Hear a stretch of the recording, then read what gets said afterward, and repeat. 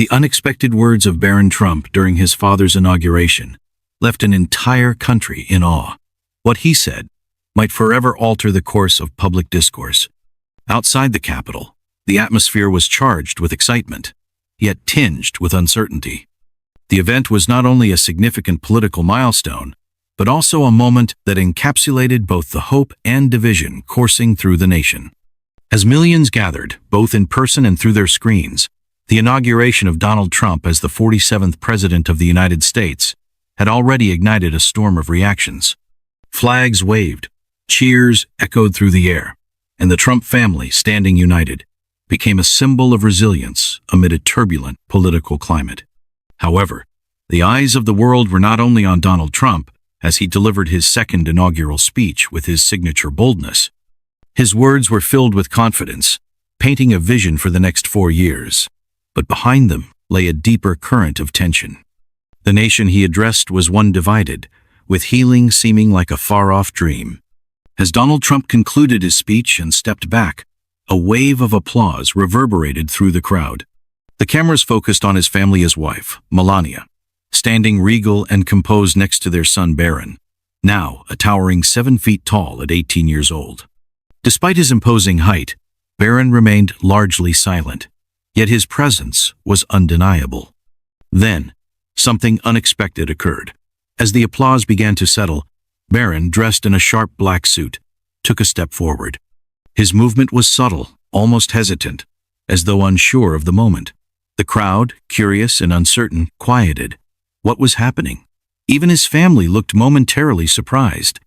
Donald Trump exchanged a glance with his son, his face a mix of astonishment and curiosity. Barron, adjusting his tie, took a deep breath, leaned toward the microphone, and the crowd fell silent. In that moment, the focus shifted. This wasn't just another political ceremony. This was a moment that would alter the course of the event entirely. Barron's expression was calm but firm, exuding a quiet resolve. His eyes scanned the crowd as if searching for something beyond the surface. "Today," he began, his voice soft but deliberate, "marks not only a new chapter for my father, but for all of us." A hushed silence spread over the crowd. What would he say? The questions loomed in the air, but Barron's steady demeanor silenced all doubts.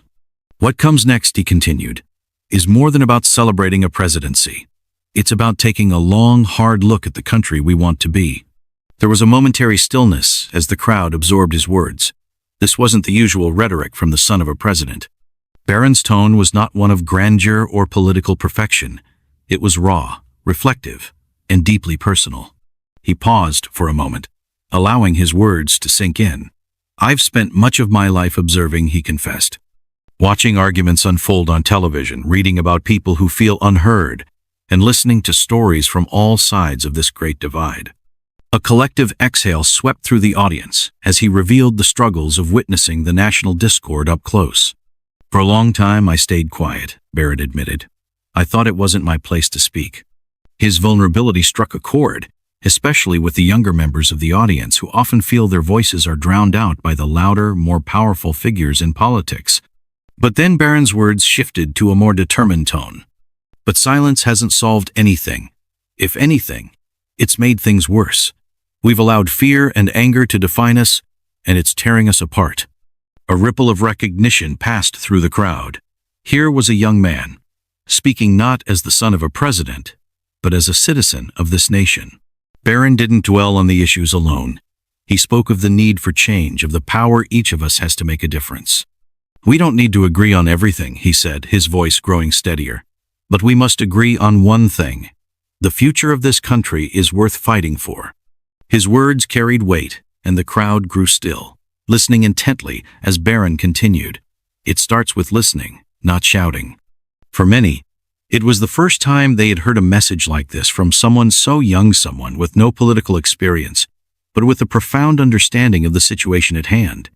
Barron's voice became a call for unity, for introspection, and for action.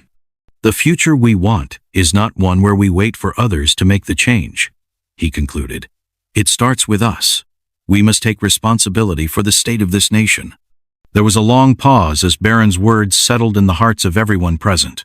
It was a moment of reflection, one that would resonate with many for years to come. As he finished, Barron glanced briefly at his family before delivering a final poignant statement that would echo through time. If my generation is to inherit this country, I ask one thing: let us inherit a country we can be proud of. With that, Barron stepped back, the silence holding in the air like a breath held for eternity. The crowd stood frozen, processing what they had just heard. Then, as if on cue, the applause began, not loud or chaotic, but slow, deliberate, and filled with respect. Barron Trump, the young man who had spent most of his life out of the spotlight, had just delivered a message so powerful that it was impossible to ignore. It wasn't just a speech. It was a call to action, a challenge to a nation divided. As the applause grew, one thing was clear: Barron Trump had spoken not just to the country, but to the future.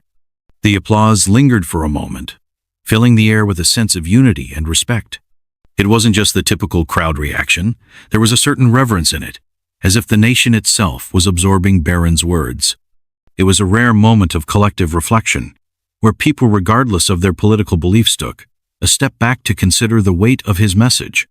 Barron Trump, the young man who had largely been in the background of his father's political journey, had just become a symbol of something greater, a reminder that the future of the nation wasn't solely in the hands of the powerful or the outspoken, but also in the hearts and minds of its next generation. As the event continued, there was a noticeable shift in the mood. The political spectacle that had so defined the inauguration seemed to take a back seat to Barron's words, which echoed far beyond the Capitol.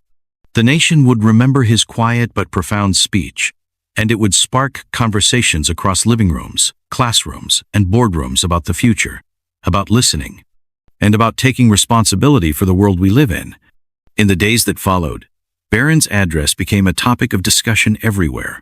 People from all walks of life were moved by his honesty and the maturity he displayed at such a young age. News outlets and social media buzzed with praise, as many saw in him a refreshing shift from the usual political rhetoric. It was a stark contrast to the bitter division that had come to define the nation. Barron's words were a call for healing, understanding, and collective action. For some, it was a wake-up call. For others, it was a sign of hope. Barron's speech wasn't just about politics, it was about the soul of the nation. It was a moment that encouraged introspection, urging people to look inward and question their own role in the current state of affairs. While many were still processing the significance of his address, one thing was certain: Barron Trump had left an indelible mark on history. His message resonated far beyond the walls of the Capitol, leaving people wondering if his voice, quiet yet powerful, could be the catalyst for the change the country so desperately needed. As the days passed, the nation found itself grappling with Barron's challenge. What kind of country did they want to inherit? Were they willing to fight for it? And perhaps most importantly, were they ready to listen to one another, even in the midst of their differences? Barron Trump had set the stage for a new kind of dialogue, one rooted in understanding and mutual respect. It was a message that transcended politics and touched on the very essence of what it means to be a citizen in a democracy. In the years to come, Barron's unexpected speech at his father's inauguration would be remembered not just as a moment of surprise, but as the beginning of something much larger, a movement towards healing and unity in a divided world. As he returned to his family after the speech, Barron's demeanor was calm, almost serene. He had spoken his truth, and in doing so had inspired a nation. The journey ahead would undoubtedly be challenging, but Barron Trump had shown that even in the most uncertain times, the power of one voice could make all the difference.